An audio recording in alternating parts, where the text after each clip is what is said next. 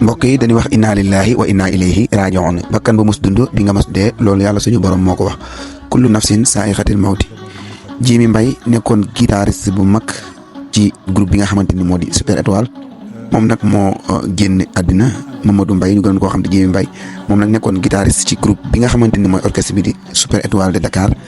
ànd ak Youssou Ndour comme ni ko Youssou Ndour publié ci page Facebook am ñeent fukki at yoo xamante ni ànd nañ ko ñoom ñaar ñi moom Jimi Mbaye mii nag moo génn àddina niki tey jii ñu di ko ñaanal yàlla yërëm ko te xaare ko aljana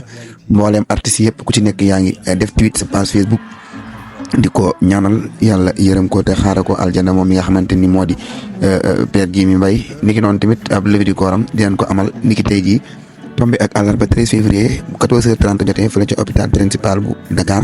ngeen ko jébal boromam fële ca armée la jullit yi nga xam ne moo nekk ca Yoff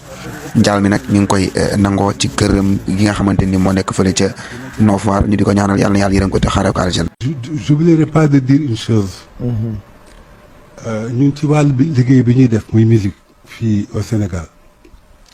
man naa giñ ni nous avons le meilleur patron du Sénégal wallahi parce que gis nga ku ngeen ni àndal plus de 40 et quelques années ñun matuñu moom matul léegi la ñu dëkk di ko tooñ mu nekk toujours le patron qu'il a toujours été rek xool nag